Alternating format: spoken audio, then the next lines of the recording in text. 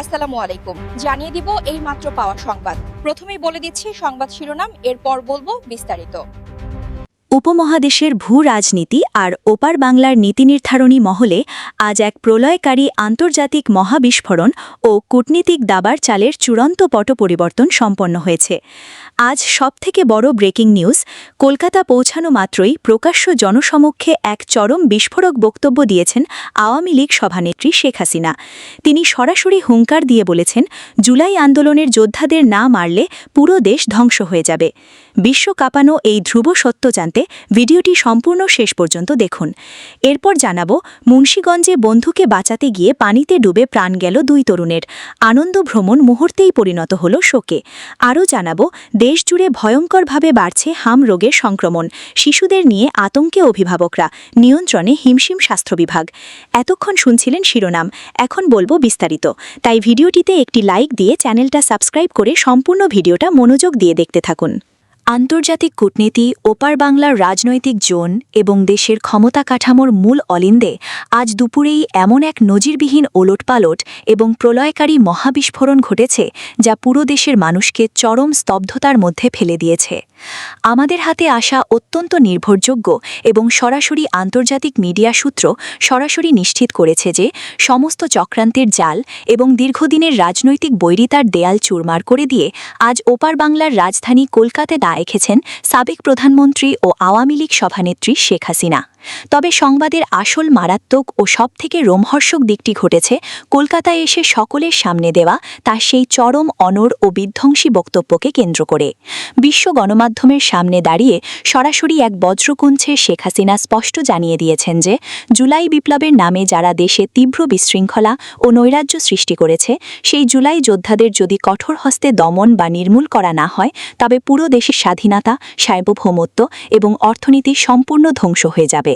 শেখ হাসিনার এই মহাপ্রকারামশালী আন্তর্জাতিক মঞ্চ থেকে আসা সুনির্দিষ্ট ও কড়া হুঁশিয়ারি আছড়ে পড়ার সাথে সাথেই ঢাকার নীতিনির্ধারণী মহলে চরম আতঙ্ক এবং তীব্র উদ্বেগ ছড়িয়ে পড়েছে। রাজনৈতিক ও আন্তর্জাতিক বিশ্লেষকরা সরাসরি বলছেন, কলকাতার মাটি থেকে দেওয়া শেখ হাসিনার এই ঐতিহাসিক ও অনড় বার্তা আসলে আগামী দিনের ক্ষমতার ভারসাম্যকে মুহূর্তের মধ্যে পুরোপুরি ওলটপালট করে দিয়েছে। দীর্ঘদিন ধরে পর্দার আড়ালে চলা আন্তর্জাতিক কূটনৈতিক প্রক্রিয়া এবং শক্তিশালী বন্ধুরাষ্ট্রগুলোর এক নিষ্কণ্টক ও চূড়ান্ত সবুজ সংকেত সরাসরি শেখ হাসিনার পক্ষে থাকায় তার এই বক্তব্য প্রতিপক্ষ শিবিরের দীর্ঘদিনের সাজানো রোডম্যাপকে মুহূর্তের মধ্যে তাসের ঘরের মতো ধসিয়ে দিয়েছে।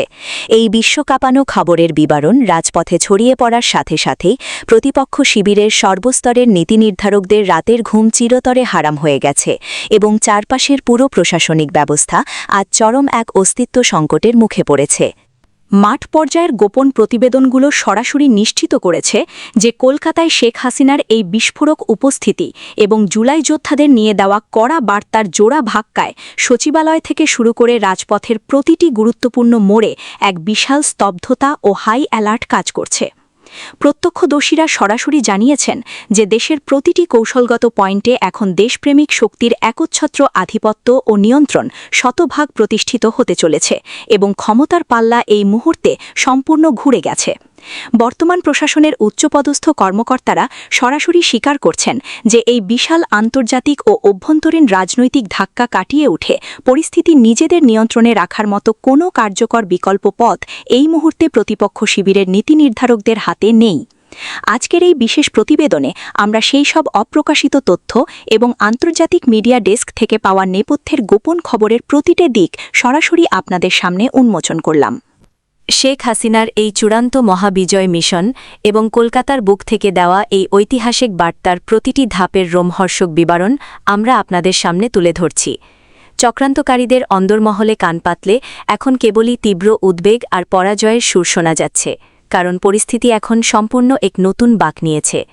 ব্রেকিং নিউজের প্রতিটি আপডেট সবার আগে পেতে আমাদের সাথেই থাকুন এবং এই ভিডিওটি এখনই শেয়ার করে দেশবাসীকে এই ঐতিহাসিক ও ধ্রুব সত্যগুলো জানার সুযোগ করে দিন। মুন্সিগঞ্জে মর্মান্তিক এক দুর্ঘটনায় পুকুরের পানিতে ডুবে 2 বন্ধুর মৃত্যু হয়েছে। জানা গেছে, ডুবে যাওয়া এক বন্ধুকে বাঁচাতে গিয়ে প্রাণ হারিয়েছে আরও এক বন্ধু। হৃদয়বিদারক এই ঘটনায় এলাকায় নেমে এসেছে শোকের ছায়া।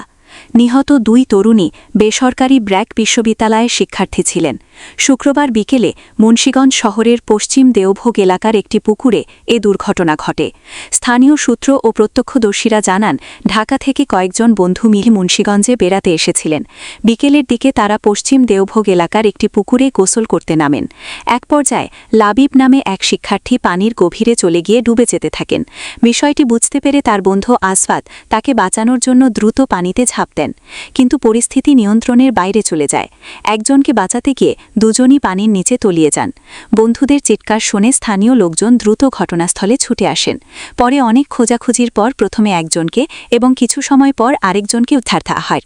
তবে দ্রুত মুন্সিগঞ্জ জেনারেল হাসপাতালে নেওয়া হলে চিকিৎসক দুজনকেই মৃত ঘোষণা করেন। এ ঘটনায় পরিবারের সদস্য ও বন্ধুদের মধ্যে শোকের মাতম শুরু হয়।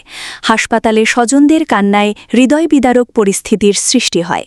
প্রত্যক্ষদর্শী এক শিক্ষার্থী জানান, তারা সবাই আনন্দ করতে মুন্সিগঞ্জে এসেছিলেন। কেউ কল্পনাও করেননি যে কয়েক মুহূর্তের মধ্যেই এমন ভয়াবহ দুর্ঘটনা ঘটবে। তিনি বলেন, প্রথমে লাবিবকে পানিতে ভাসতে ও ডুবে যেতে দেখা যায়। তখন আজওয়াত তাকে বাঁচানোর চেষ্টা করে, কিন্তু পানির গভীরতা বেশি হওয়ায় দুজনই আর ওপরে উঠতে পারেননি। স্থানীয় বাসিন্দারা জানান, ওই পুকুরটি বেশ গভীর এবং সেখানে নিরাপত্তার কোনো ব্যবস্থা ছিল না। অনেক সময় বাইরের লোকজন না জেনেই সেখানে গোসল করতে নামে, যা ঝুঁকিপূর্ণ। এলাকাবাসীর দাবি, এমন দুর্ঘটনা এড়াতে গভীর জলাশয়ের পাশে সতর্কতামূলক সাইনবোর্ড ও নিরাপত্তা ব্যবস্থা জরুরি। এদিকে ঘটনাটি জানাজানি হওয়ার পর সামাজিক যোগাযোগ মাধ্যমেও শোকের ছায়া নেমে আসে। অনেকেই 2 বন্ধুর আত্মত্যাগ ও বন্ধুত্বের উদাহরণ তুলে ধরে আবেগঘন পোস্ট করেছেন। একজনকে বাঁচাতে গিয়ে আরেকজনের প্রাণ হারানোর ঘটনাকে অনেকে মানবিকতার উজ্জ্বল দৃষ্টান্ত বলেও উল্লেখ করেছেন। তবে একই সঙ্গে তারা জলাশয়ে নিরাপত্তা সচেতনতা বাড়ানোর আহ্বান জানিয়েছেন। পুলিশ জানিয়েছে, ঘটনাটি দুর্ঘটনা হিসেবেই দেখা হচ্ছে। মরদেহ পরিবারের কাছে হস্তান্তরের প্রক্রিয়া চলছে। নিহতদের পরিবার ও সহপাঠীদের আহাজারিতে পুরো এলাকায় শোকের পরিবেশ বিরাজ করছে। একটি আনন্দঘন ভ্রমণ মুহূর্তেই পরিণত হয়েছে 2 পরিবারের আজীবনের কান্নায়। এই মর্মান্তিক ঘটনা আবারও মনে করিয়ে দিল, পানিতে নামার সময় সামান্য অসতর্কতাও কত বড় দুর্ঘটনার কারণ হতে পারে।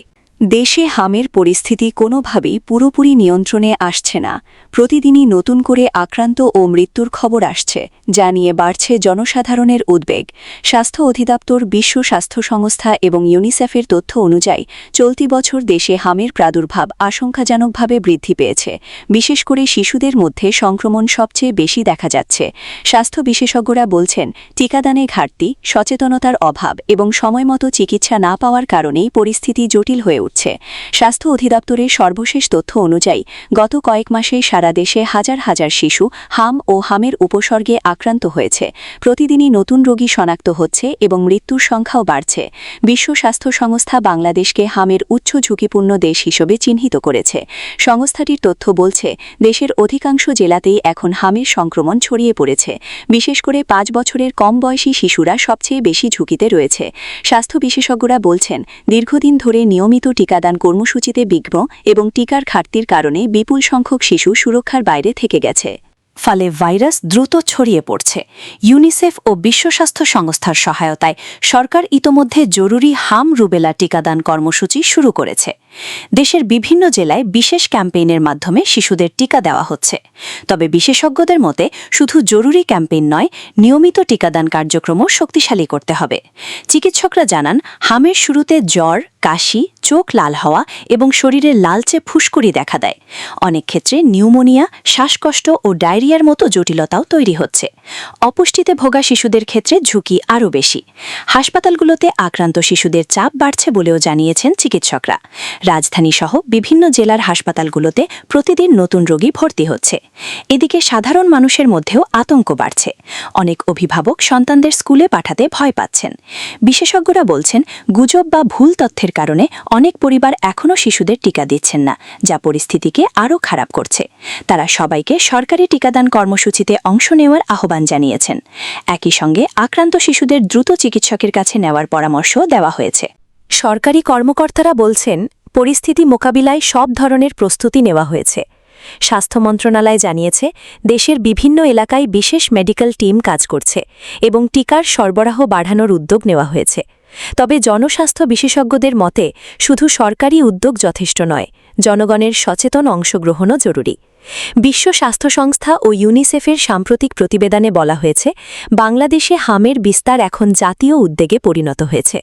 বিশেষজ্ঞরা সতর্ক করে বলেছেন, দ্রুত কার্যকর ব্যবস্থা না নিলে পরিস্থিতি আরও ভয়াবহ হতে পারে। তাই শিশুদের সুরক্ষায় নিয়মিত টিকা নিশ্চিত করা, সচেতনতা বৃদ্ধি এবং দ্রুত চিকিৎসা সেবা পৌঁছে দেওয়ার ওপর জোর দিচ্ছেন সংশ্লিষ্টরা। সব মিলিয়ে দেশে হামের এই চলমান পরিস্থিতি এখন স্বাস্থ্য খাতের জন্য বড় চ্যালেঞ্জ হয়ে দাঁড়িয়েছে।